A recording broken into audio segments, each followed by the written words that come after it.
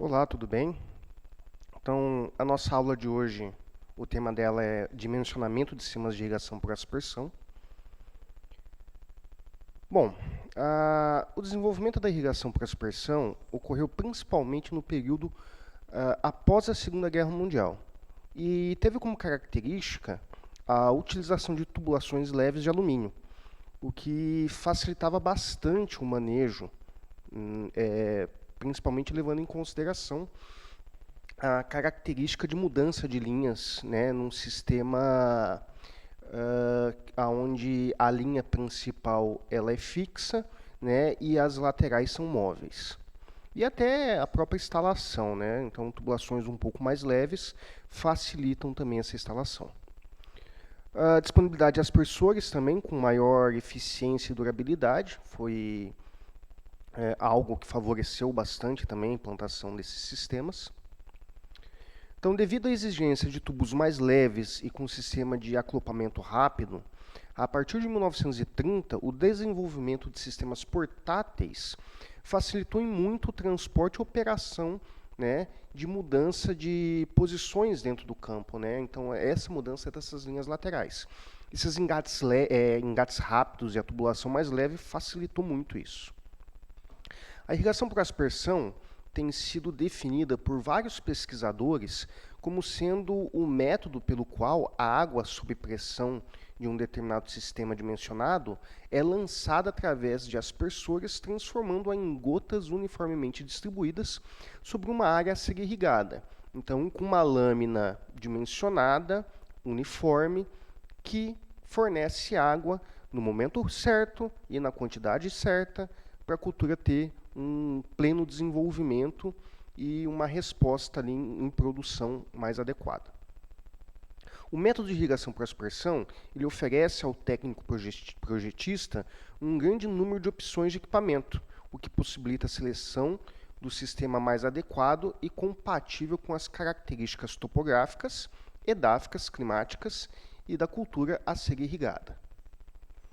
Sistema de irrigação por aspersão, então, tendo como base o princípio de operação dos sistemas de irrigação, esses podem ser classificados em convencional, né, fixo, ou seja, permanente, com todas as linhas ali fixas, né, o semifixo, que é um semiportátil, né, onde parte do sistema ele fica fixo e outro ele pode ser removido, né? Pode ser mudado. E o móvel, né? Totalmente portátil aí, totalmente móvel.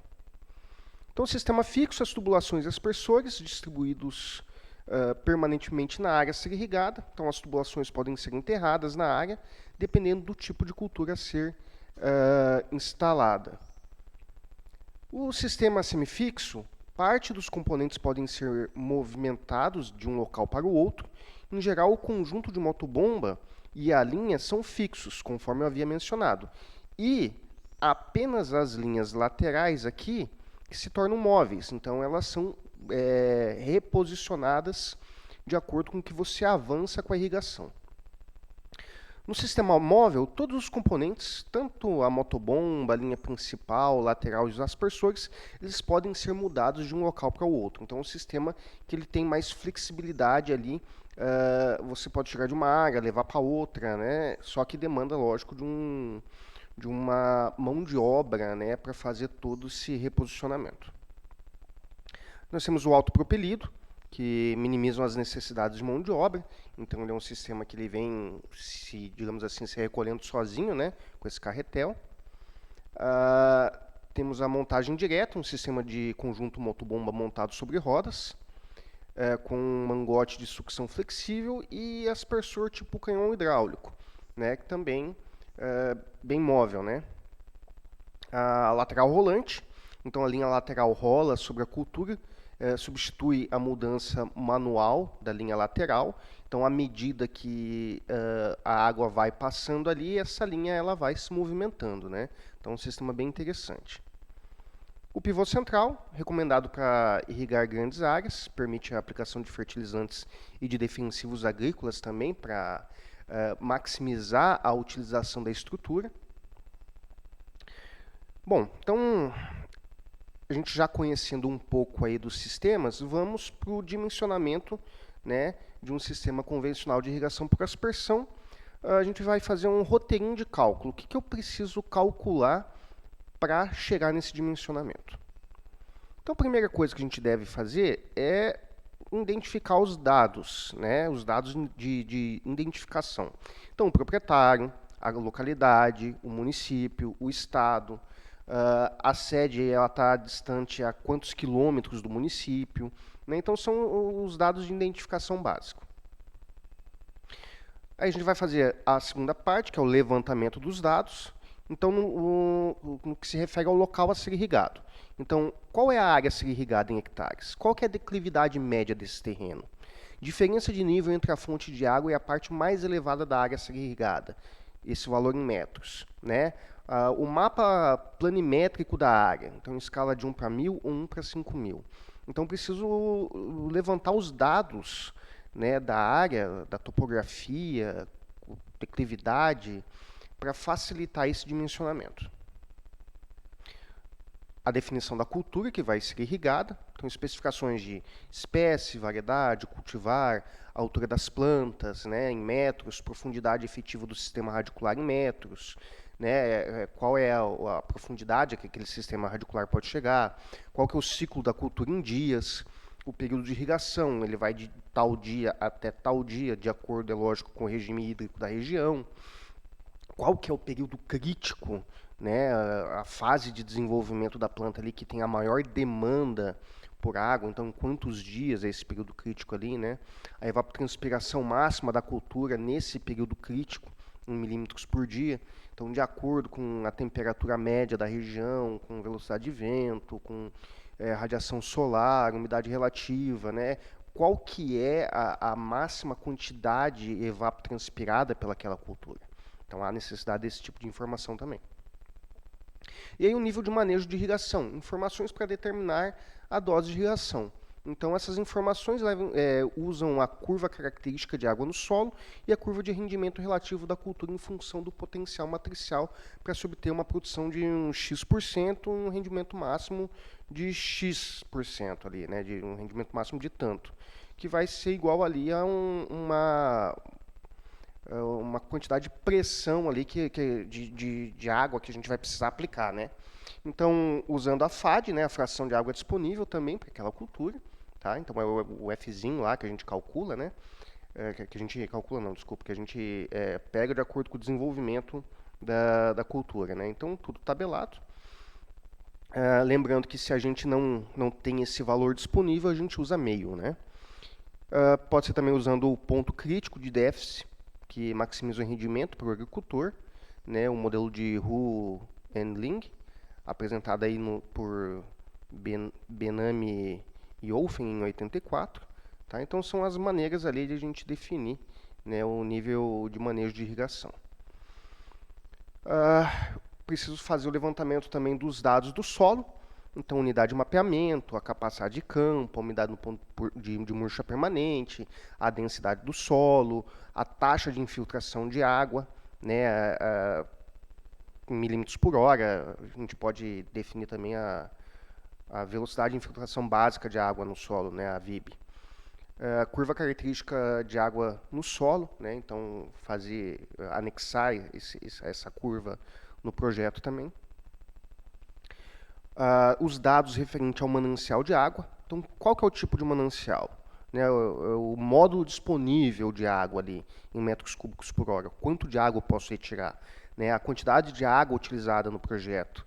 Né, então, se eu tenho que aplicar uma lâmina de X em um período de tanto tempo, quanto de água eu vou precisar utilizar? O desnível da margem até o nível de água, em metros.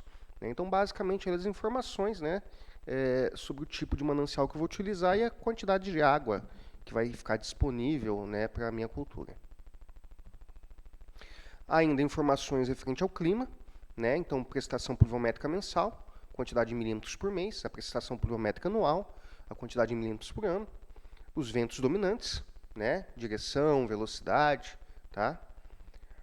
O nível tecnológico da lavoura, então qual que é o sistema de cultivo? O rendimento médio dos últimos 3 anos, né? Então, primeiro ano, quantos quilos por hectare? No segundo, no terceiro.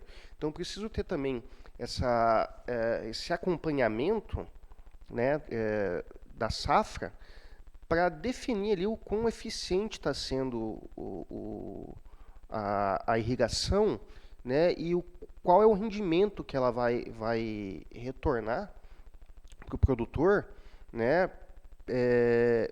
ou seja, o quanto você espera, né, de crescimento de produtividade utilizando essa tecnologia, né? Então, ter esse acompanhamento é fundamental. E aí, a gente entra para a terceira etapa, que é os cálculos dos parâmetros de irrigação. Tá? Então, a gente vai definir a dose líquida de irrigação, né? Ou seja, quantos metros cúbicos de água eu vou utilizar e altura de lâminas também, né? Quantos milímetros eu vou utilizar. Então, essa dose líquida aí é a quantidade real necessária de água, né?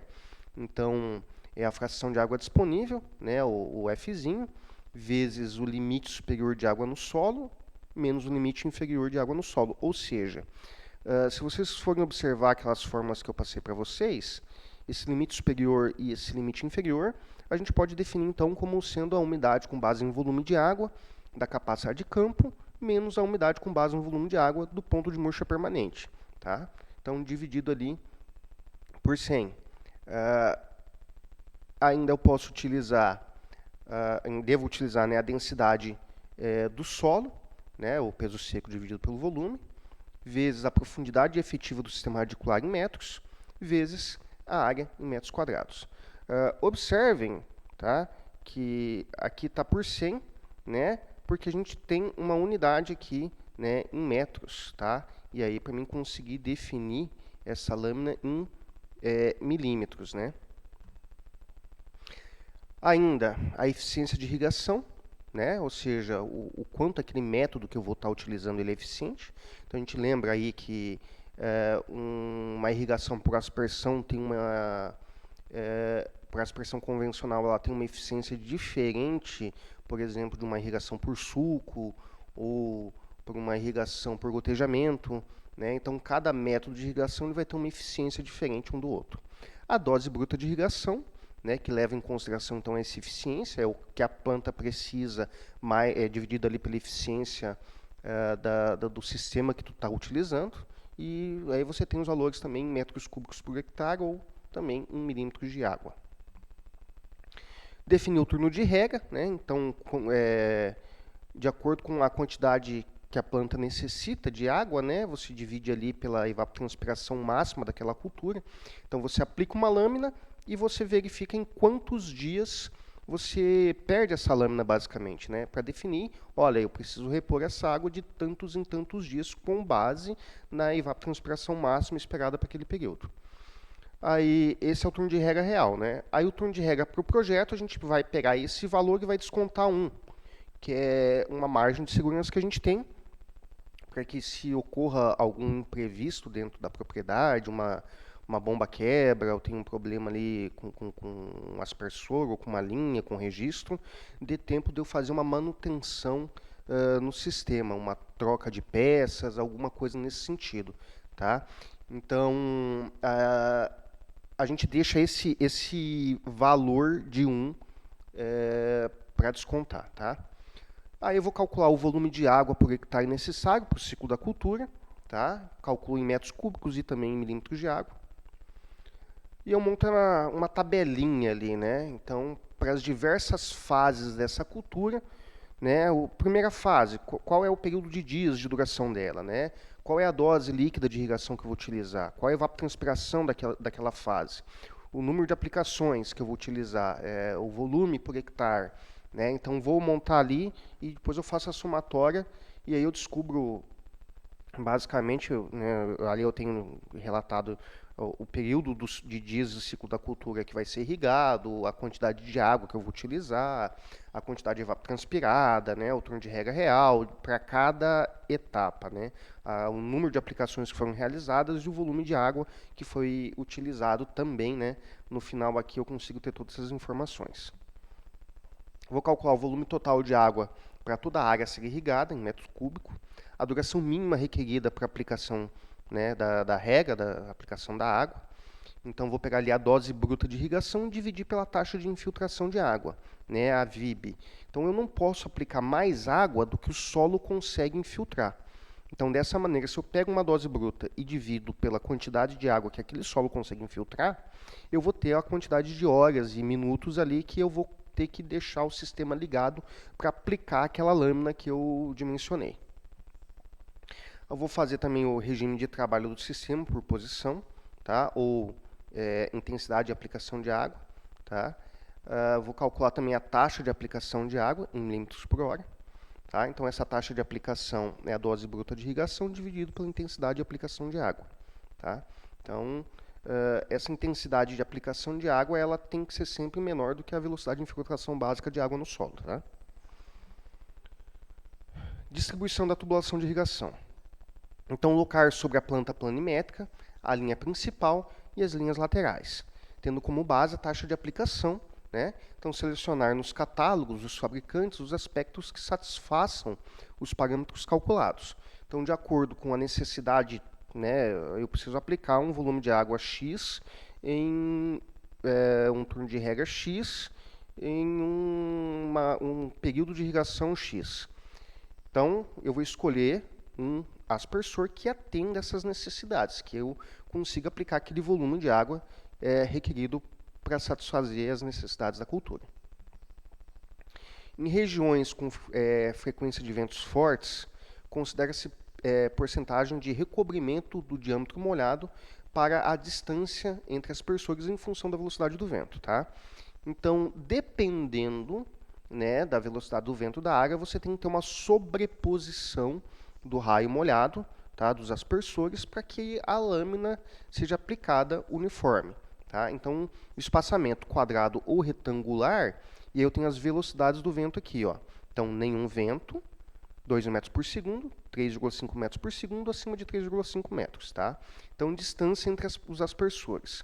Então, 65% do diâmetro para nenhum vento, 60% do diâmetro para uma velocidade de 2 metros, 50% do diâmetro para 3,5, 30% do diâmetro, né, para acima de 3,5. Tá? Para triangular, então, para vento nenhum, 75% do diâmetro, para 2 metros por segundo, 70%, 3,5 metros por segundo, 60%, acima de 3,5 metros por segundo de velocidade de vento, 35% do diâmetro, tá? Então, de sobreposição. E aí, então, você vai selecionar o aspersor e vai detalhar as características dele de acordo com os dados do fabricante. Então, qual é a prestação do aspersor, né, em milímetros por hora, a distância entre os aspersores, né, então, qual é o raio de atuação dele, né, ou qual é o diâmetro que ele consegue molhar, as distâncias entre as laterais, o diâmetro de alcance, né, a cobertura, a vazão por aspersor, em metro cúbico por hora, a pressão de serviço em atmosfera. Essa pressão de serviço é muito importante porque os parâmetros hidráulicos eles são calculados, né, a partir dessa pressão de serviço. E o ideal é que a gente sempre trabalhe com a pressão de serviço mediana do aspersor. O diâmetro dos bocais, né, em milímetros, a marca e o modelo desse aspersor. Tá? Então, a linha principal e lateral. Então, a gente vai definir o comprimento das linhas principal, em metros, o número de pontos de derivação na linha principal, tá? NPD, que vai ser o comprimento da linha dividido pela distância entre as laterais. Então, se eu pego o comprimento da linha e divido pela distância entre a lateral, eu vou ter ali o número de pontos de derivação da linha, a quantidade de pontos onde vai derivar as linhas laterais. E aí, automaticamente, também eu tenho a quantidade de registros que eu preciso ter dentro dessa linha principal para que eu isole cada setor quando necessário.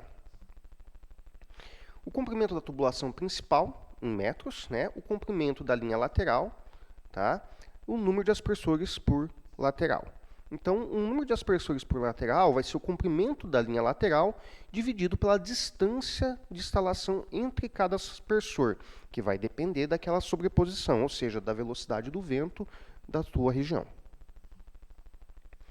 O comprimento da tubulação lateral, em metros, né? Então, o número de laterais operando simultaneamente. A gente vai calcular esse número de laterais que vai ter que trabalhar simultaneamente para atender todo o sistema, né, para que você consiga irrigar todos os pontos de acordo com o teu turno de rega, ele vai ser o número de pontos de derivação vezes 2, dividido pelo turno de rega do projeto, vezes o número de regas por dia.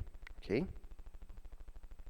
A vazão necessária ao sistema, né? Então, quantos metros cúbicos você vai utilizar, né? Você vai gastar ali. Então, vai ser a vazão por aspersão, multiplicado pelo número de aspersores por lateral, multiplicado pelo número de laterais operando simultaneamente. Ou seja, você tem ali, né, a quantidade de água que você vai gastar, que aquelas linhas vão gastar. Tá? E isso é importante você ter essa vazão, porque é através dela que a gente dimensiona a altura manométrica e, consequentemente, também a gente vai selecionar a bomba que eu vou precisar ter para levar essa vazão na pressão requerida, né, em um determinado sistema dimensionado. A área irrigada simultaneamente por posição, em metros quadrados. A duração da rega por posição, né, em horas e minutos. Aí você vai ter que fazer as verificações, né? Se a vazão for menor ou igual ao módulo de irrigação estabelecido para o proprietário, sem problema, a gente pode usar os valores calculados. Se a vazão for maior ou igual ao módulo de irrigação disponível, então eu tenho que sentar, recalcular o projeto, redimensionando um ou mais parâmetros, como a área a ser irrigada, o regime de trabalho, o número de posições por dia, né, e outras alternativas que atendam os requisitos do projeto e a vazão seja ajustada. Lembrando que eu não posso utilizar uma vazão maior do que o determinado ali para cada seja um rio ou um lago, né? Eu tenho que respeitar a legislação vigente, né? E eu não posso utilizar mais do que a ortoga de água me permite, tá? Dimensionamento das tubulações. Então, eu vou dimensionar a tubulação de sucção, né? E isso vai depender diretamente da vazão, né? Da altura de sucção, do comprimento da tubulação, né? Ou seja, através da vazão, do comprimento e tudo mais, eu consigo determinar o diâmetro, né, nominal dimensionado para essa situação, tá? Então, influencia lá, então, né, a perda de carga, o comprimento da tubulação, né, a vazão. Tendo essas informações, eu consigo dimensionar qual é o diâmetro utilizado tanto na linha principal quanto nas laterais, tá? Lembrando que a velocidade da água, né, a velocidade para projeto, a velocidade que a gente diz econômica, ela varia de 1,5 a 2,5 metros por segundo dentro da tubulação, tá? Então a gente sempre faz todo o dimensionamento buscando essa velocidade, tá? Então o diâmetro a ser utilizado, né, ele depende também diretamente para o cálculo, né, do diâmetro da linha principal, ele depende da velocidade de escoamento da água dentro da tubulação. E aí a gente sempre utiliza ali, né, o maior diâmetro comercial, né, após o recalque para a sucção, tá? É ideal que sempre utilize uma válvula de pé com crivo, tá? Para o diâmetro adequado da sucção. E as perdas de carga na tubulação de sucção ou de recalque, elas podem ser calculadas aí, né, para o dimensionamento adequado do sistema, através da fórmula de Haas-Williams, né, onde a perda de carga é igual a 10,643, que multiplica o comprimento da tubulação dividido pelo diâmetro elevado a 4,87, que multiplica a vazão dividido pelo coeficiente de Haas-Williams elevado a 1,852, tá? Então essa fórmula a gente já viu bastante, né? Já fez vários cálculos aí de perda de carga local, perda de carga total, né? Perda de carga contínua. Tubulações da adutora. Então, tubulação situada entre a motobomba e o primeiro ponto de derivação da linha, né? Essa é a adutora, é o que vai levar a água até o primeiro ponto de derivação. Para o cálculo dela, a necessidade então de ter a vazão, o comprimento da tubulação, né, e o diâmetro nominal ali eu vou calcular, então, pela raiz de 4 vezes a vazão do sistema dividido por π vezes a velocidade de escoamento, que fica em torno lá de 1,5 a 2,5, né, metros por segundo, conforme já mencionado. Então, essa velocidade, a gente vai definir aquele valor, né, de 1 a 2. Então, 1 a 2,5 usa a velocidade mediana ali, né, a 2 metros por segundo. Vou calcular a perda de carga da adutora, tá? Então, também utilizo a fórmula de Arrhaz-Williams, é uma fórmula que eu gosto de usar, sim, bastante, né? Outra fórmula pode ser a fórmula universal, né, que ela também é bem utilizada.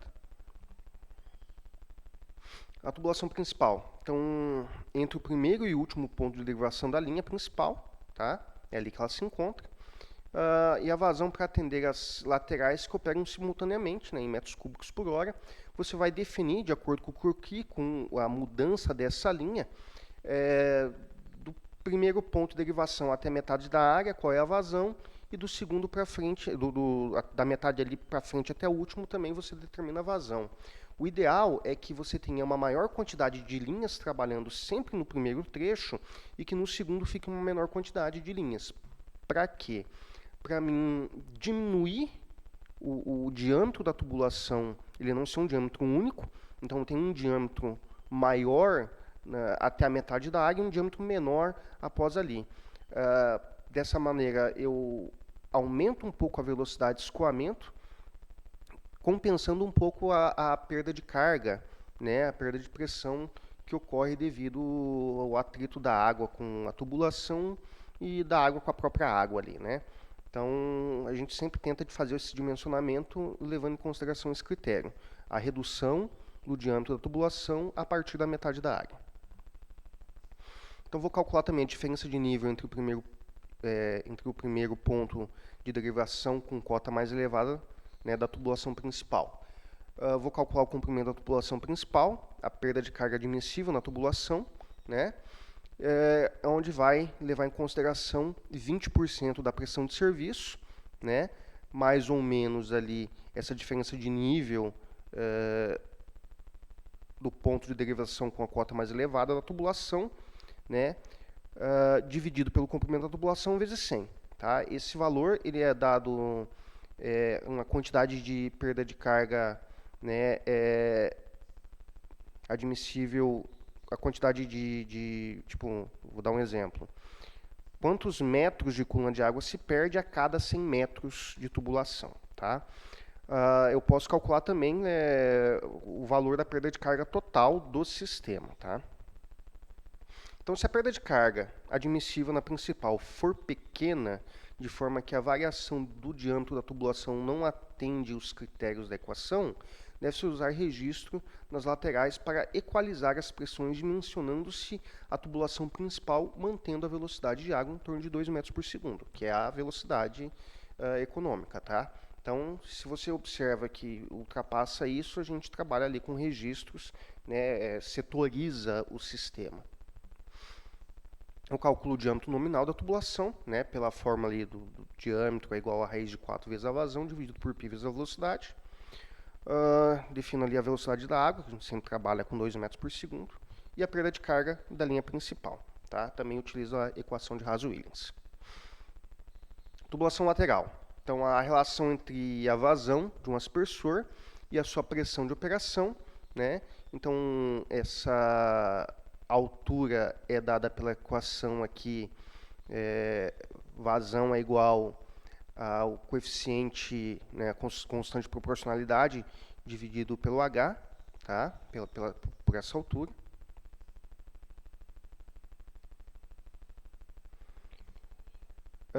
Utiliza-se como critério para dimensionamento de uma linha lateral de aspersores, né, que a variação de pressão de serviço entre o primeiro e o último aspersor na linha lateral não pode ultrapassar 20%. Tá? Então, esse é um critério que a gente sempre tem que seguir.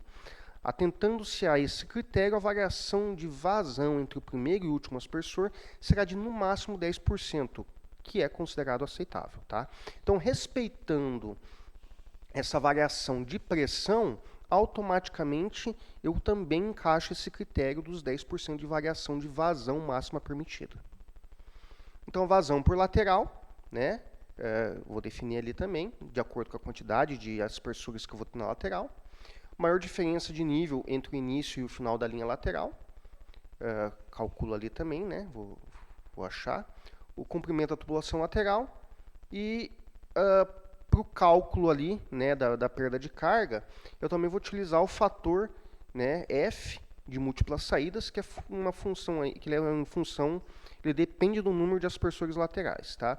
Então ele vai ser 1 dividido por m mais 1, mais 1 dividido por 2 vezes n, mais raiz de m menos 1 dividido por 6 vezes n ao quadrado.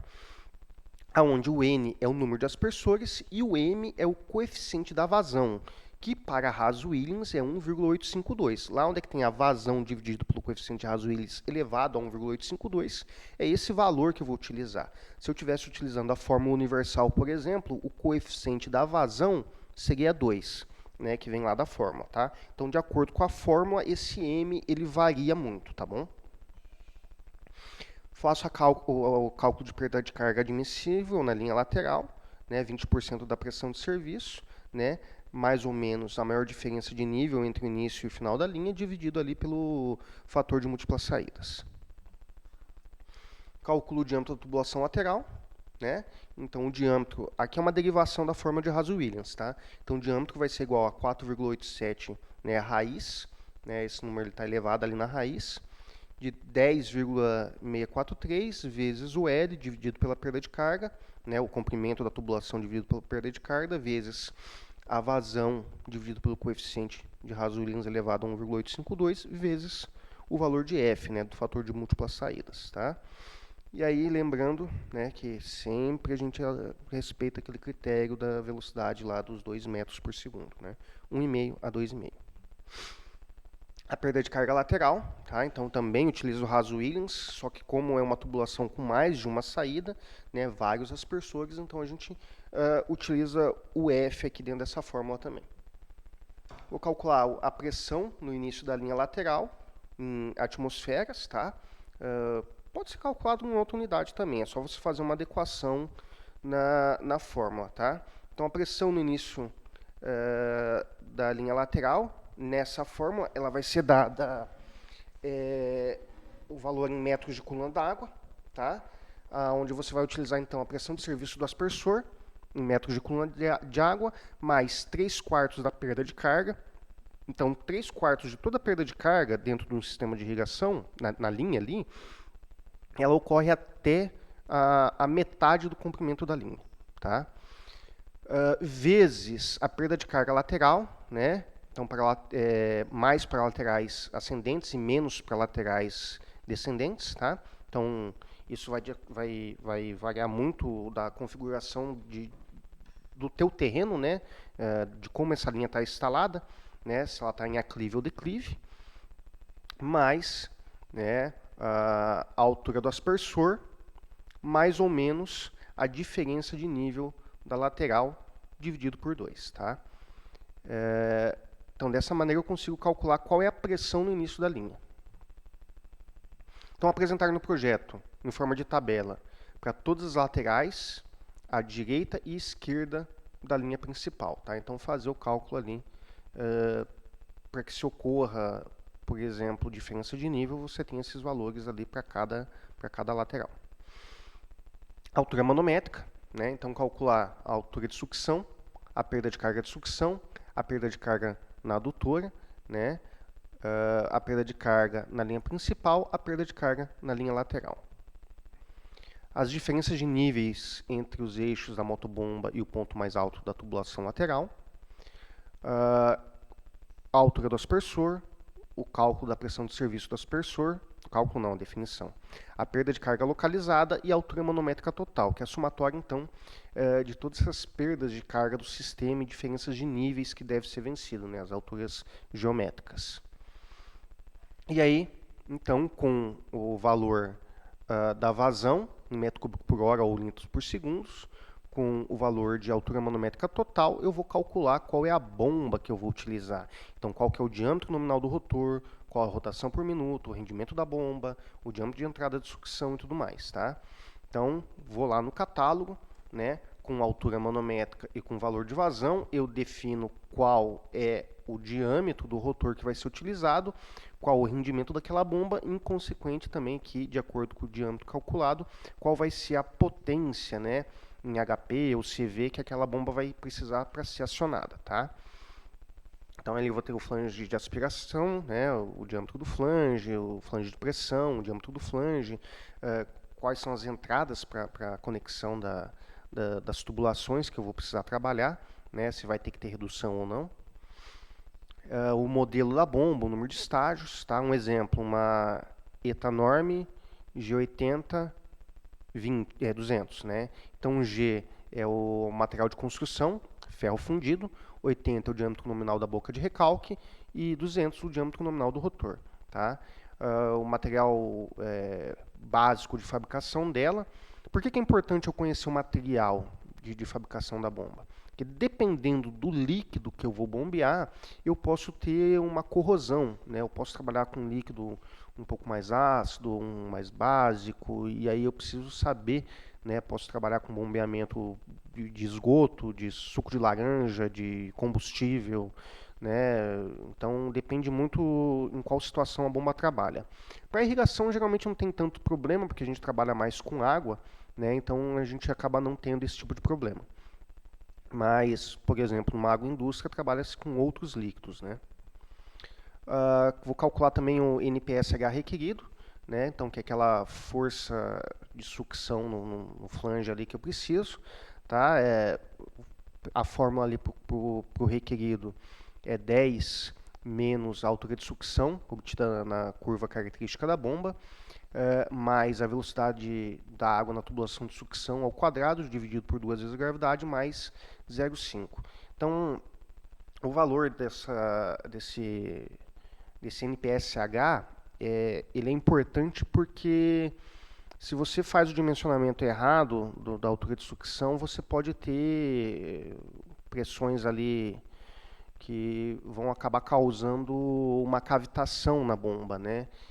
Então você vai ter a coexistência ali tanto da fase líquida quanto da gasosa, né, da água, e elas se formam geralmente na zona de baixa pressão e eclodem ali na zona de alta pressão, fazendo com que ocorra uma corrosão do rotor da bomba e você perde rendimento e perde durabilidade dela. Então, é de bom tom fazer o cálculo desse NPSH requerido e respeitar a altura de instalação da bomba, tá, para evitar esse problema.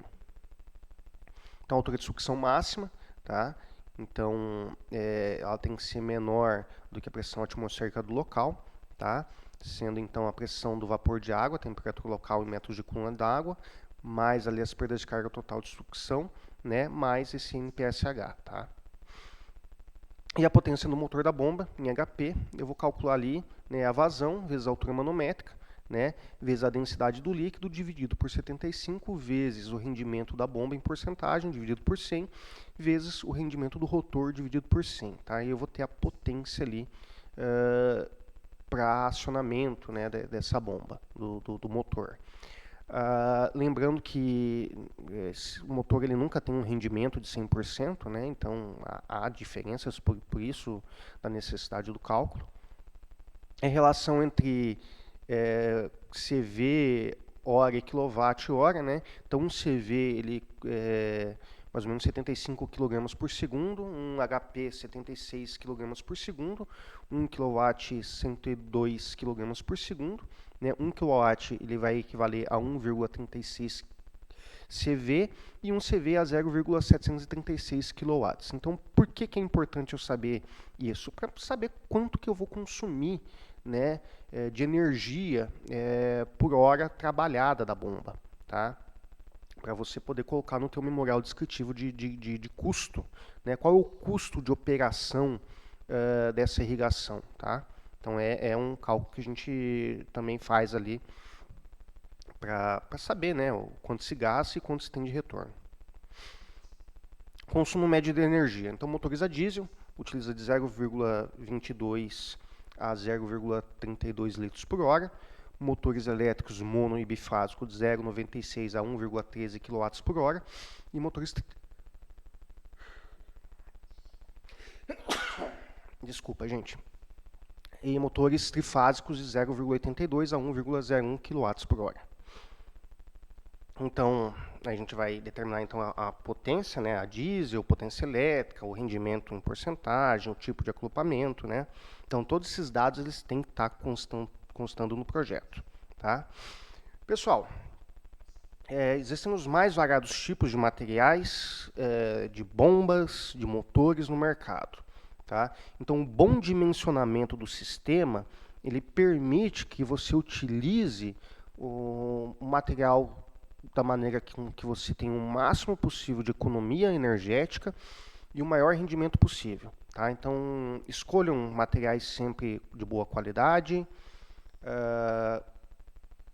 que vão resolver o problema, né, que você tem, a necessidade de irrigação que você precisa, para render o máximo possível e ter uma maior economia dentro do sistema, tá? Então a gente acaba utilizando ali a quantidade energética adequada, o volume de água necessário para aquele momento que a cultura está no seu desenvolvimento, tá? Pessoal, algumas referências utilizadas nessa aula, tá? Muito obrigado a todos. Tenham um bom trabalho, bons estudos.